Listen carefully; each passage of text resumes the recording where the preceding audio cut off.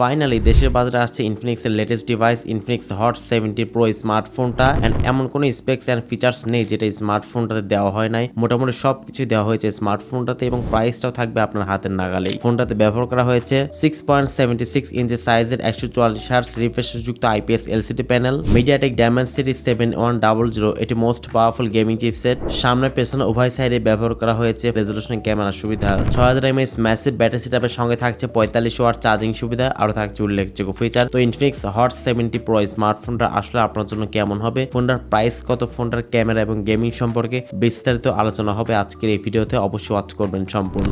যারা এখনো চ্যানেলটিকে সাবস্ক্রাইব করেনি অবশ্যই সাবস্ক্রাইব করে বেল আইকনটি অল সেট করবেন পরবর্তী প্রত্যেকটা ভিডিওর আপডেট সবার আগে পাওয়ার জন্য। চলুন তাহলে শুরু করি আজকের ভিডিও। ফার্স্ট অফ অল স্মার্টফোনটাকে আনবক্সিং করলে আমাদের চোখে পড়বে কাঙ্ক্ষিত স্মার্টফোনটা। এরপরে থাকছে সুন্দর একটি টিপিউ কেস, থাকছে কিছু user manual paper, sim ejector pin, 45 watt চার্জারটি এবং টাইপ সি কেবল। এই তো মোটামুটি স্মার্টফোনটার বক্স কন্টেন্টে এগুলোই থাকছে। ফোনটার ডিজাইন এন্ড লুকস এর কথা বলতে গেলে ইনফিনিক্স এর বিগত দিনের স্মার্টফোনগুলোর মতোই ডিজাইন রাখার চেষ্টা করেছে। ফ্রন্টে ব্যবহার করা হয়েছে মিডল পাঞ্চল ক্যামেরা, ব্যাক সাইড ডিজাইনটা একদমই সিম্পল মিনিমাল। 204 গ্রাম স্মার্টফোনটা ওয়েট রাখা হয়েছে, 7.9 মিলিমিটার এর থিকনেস রাখা হয়েছে। সেই সাথে ফোনটাতে ব্যবহার করা হয়েছে IP68 রেটিং, মানে স্মার্টফোনটিকে আপনি চাইলে কিন্তু 1.5 মিটার পর্যন্ত পানির গভীরে ব্যবহার করতে পারবেন, সর্বোচ্চ 30 মিনিট পর্যন্ত। মানে এখানে আন্ডার ওয়াটার ফটোগ্রাফি সুবিধা আপনি পেয়ে যাচ্ছেন। ডিসপ্লেতে ব্যবহার করা হয়েছে 6.76 ইঞ্চি সাইজের একটি 144 হার্টজ রিফ্রেশ যুক্ত আইপিএস এলসিডি প্যানেল, যেটা অবশ্যই ফুল এইচডি প্লাস রেজোলিউশনের। এন্ড এই ডিসপ্লেতে আদৌ কোনো প্রকার ডিসপ্লে প্রোটেকশন আছে কিনা এটা কোম্পানি কোথাও উল্লেখ করেনি। তবে ডিসপ্লে প্যানেলটা কিন্তু পার্সোনালি আমার কাছে অনেক ভালো লেগেছে। পাশাপাশি 144 হার্টজ রিফ্রেশ দেওয়াতে স্মার্টফোনটিকে আপনি বাটার স্মুথলি কিন্তু ব্যবহার করতে পারবেন।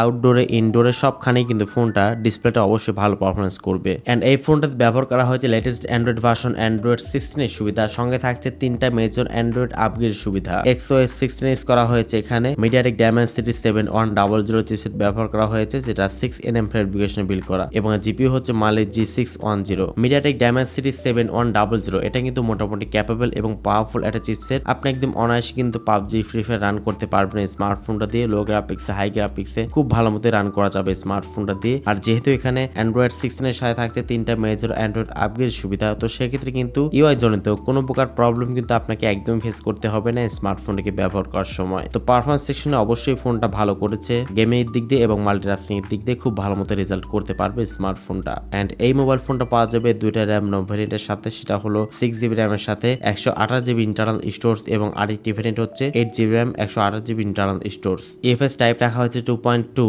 এক্সট্রা করে কিন্তু আপনি মেমোরি কার্ড ব্যবহার করতে পারবেন। ক্যামেরাতে ব্যবহার করা হয়েছে ব্যাক সাইড মেইন ক্যামেরা হচ্ছে 50 মেগাপিক্সেল মেইন ক্যামেরা, সেকেন্ড ক্যামেরাটি হচ্ছে একটি অক্সিলারি সেন্সর ইউজ করা হয়েছে। ফ্রন্টে ব্যবহার করা হয়েছে 8 মেগাপিক্সেল একটি ক্যামেরা। ফোনের সামনে পেছনে বোথ সাইডে আপনি সর্বোচ্চ 1440 পিক্সেলে 30 fps ভিডিও শুট করতে পারবেন। এন্ড ভিডিও কোয়ালিটি আপনার অবশ্যই পছন্দ হবে সামনে পেছনে বোথ সাইডেই। এন্ড ছবির কোয়ালিটি তো আপনি স্ক্রিনে দেখতে পাচ্ছেন, স্মার্টফোনটা কিন্তু মোটামুটি ভালোই ছবি ক্যাপচার করতে পারে অবশ্যই।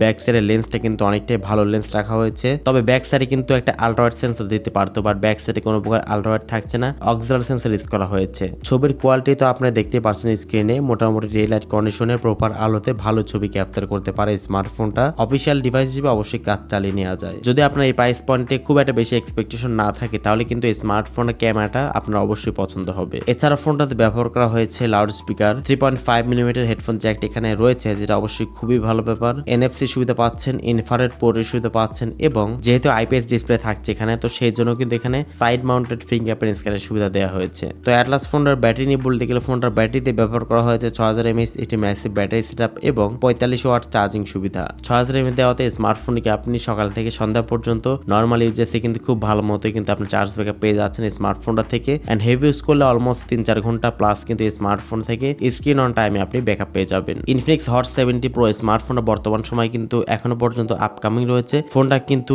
এই মাসের লাস্টের দিকে কিন্তু বাংলাদেশের বাজারে চলে আসবে। এন্ড স্মার্টফোনের প্রাইসটা হতে পারে সম্ভবত আন্ডার 30K প্রাইস পয়েন্টের মধ্যে, মানে 28,000-27,000 টাকা প্রাইস পয়েন্টের আশেপাশেই হবে এমনটাই জানা গেছে। তো কেমন লাগলো আপনাদের কাছে এই প্রাইস পয়েন্টে স্মার্টফোনটা অবশ্যই কমেন্ট সেকশনে আপনার মূল্যবান মতামত জানাতে একদমই ভুলবেন না। আজকের মতো এই পর্যন্তই। আসসালামু আলাইকুম।